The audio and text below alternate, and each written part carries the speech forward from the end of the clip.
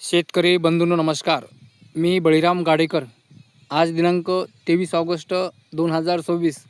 आता सकाळचे 8 वाजलेले आहे आणि आपण आज सकाळी 8 वाजल्यापासून तर उद्या सकाळी 8 वाजेपर्यंत राज्यात कोण्या जिल्ह्यात कुठे किती पाऊस होईल व कोण्या जिल्ह्यामध्ये कोण्या भागात पिकाला जीवदान मिळेल त्या बाबतीत ह्या पुढील 24 तासाच्या अंदाजामध्ये सविस्तर अशी माहिती देत आहे.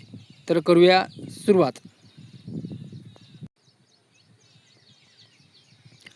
तर शेतकरी बंधूंनो, आपण कालच सांगितलेलं आहे की पूर्व विदर्भामध्ये सर्वाधिक पावसाचा जोर जास्त आहे आणि आपल्याला कालसुद्धा म्हणजे काल दुपारनंतर व संध्याकाळी बऱ्याच ठिकाणी मध्यम ते जोरदार पाऊस पाहायला मिळालेला आहे आणि तीच कंडिशन आजसुद्धा पूर्व विदर्भामध्ये कायम आहे.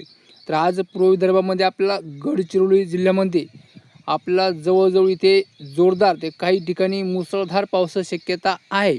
त्यानंतर गोंदियामध्ये सुद्धा मध्यम ते जोरदार पावसाची शक्यता आहे.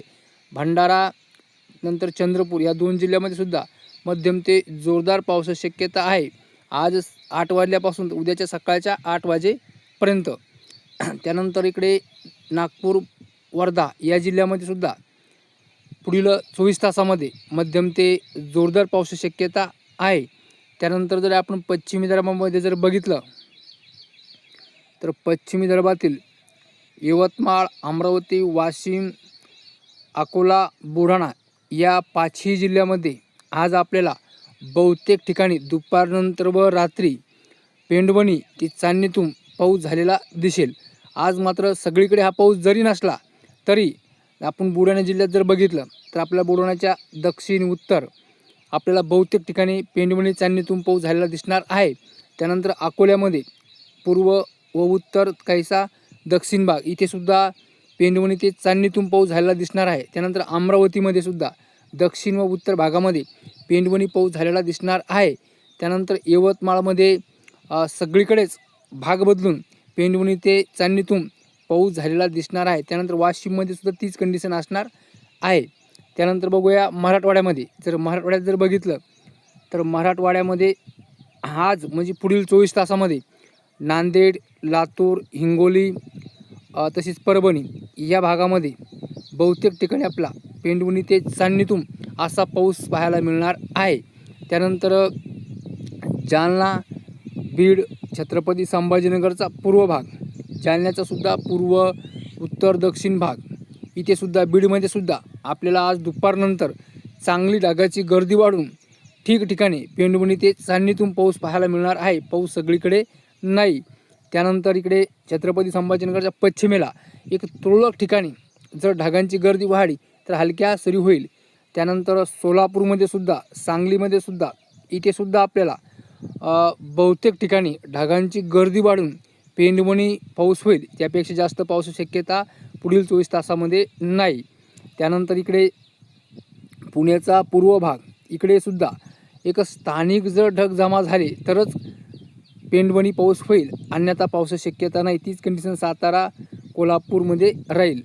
त्यानंतर अहिल्यानगरमध्ये सुद्धा तीच कंडिशन आहे. जर स्थानिक ढग जर जमा झाले तरच अहिल्यानगरमध्ये सुद्धा एक पेंडवणी पाऊस होईल, अन्यथा पावसाची शक्यता कमी आहे. त्यानंतर नाशिक, धुळे, जळगाव, नंदुरबारमध्ये सुद्धा हीच पोझिशन आहे. इथे सुद्धा जर स्थानिक ढग जर जमा झाले तरच पेंडवणी ते चांदणीतून या पद्धतीने पाऊस होईल, नंतर अन्यथा पावसाची शक्यता कमी आहे.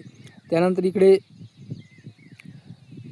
कोकण विभाग, पालघर, ठाणे, मुंबई, रायगड, रत्नागिरी, सिंधुदुर्ग या जिल्ह्यामध्ये आपल्याला जशा दररोज अधूनमधून मध्यम ते जोरदार सरी पाहायला मिळत आहे, इथे हीच कंडिशन कायम राहील घाटमाथ्यासह. एक थोडक्यात सांगायचं जर ठरलं तर आपल्याला सर्वाधिक जास्त जोर जो दिसतोय तो पूर्व विदर्भामध्ये. तर पूर्व विदर्भातील बी फक्त गडचिरोली जिल्ह्यामध्ये जोरदार ते मुसळधार पावसाची शक्यता आहे. त्यानंतर जर पश्चिम विदर्भात जर बघितलं आपण, पश्चिम विदर्भामध्ये सुद्धा एक भाग बदलत स्वरूपाचाच पेंडवणी ते चांदणीतून पाऊस होणार आहे. त्यानंतर मराठवाड्यातही तीच कंडिशन आहे. मराठवाड्यात पश्चिम विदर्भापेक्षा कमी आहे, मात्र नांदेड, लातूर, हिंगोली या जिल्ह्यात थोडे शिल्लक आहे. त्यानंतर इकडे दक्षिण महाराष्ट्र सोलापूरमध्ये सुद्धा, सांगली, सोलापूरमध्ये सुद्धा एक पेंडवणी ते चांदणीतून पावसाची शक्यता आहे, तुरळक ठिकाणी, सगळीकडे नाही. तर शेतकरी बंधूंनो, आज म्हणजे ह्या पुढील 24 तासामध्ये उद्या सकाळपर्यंत जर बघितलं आपण तर या पट्ट्यामध्ये बऱ्याच ठिकाणी आपला पेंडवणी ते चांदणीतून पाऊस झालेला दिसणार आहे, भाग बदलत स्वरूपाचा, आणि त्यामुळे इथल्या पिकाला जीवदान मिळणार आहे. तर शेतकरी बंधूंनो, हीच कंडिशन पुढे सुद्धा दिनांक 24, 25, 26, 27, 28, 29 तारखेपर्यंत चालू राहणार आहे. आणि 29पर्यंत मला तरी असं दिसतंय की महाराष्ट्रामध्ये तुरळक भाग वगळता सगळीकडेच पिकाला जीवदान मिळेल एवढा पाऊस होईल. तर शेतकरी बंधूंनो, आजच्या अंदाजामध्ये इतकेच. नमस्कार.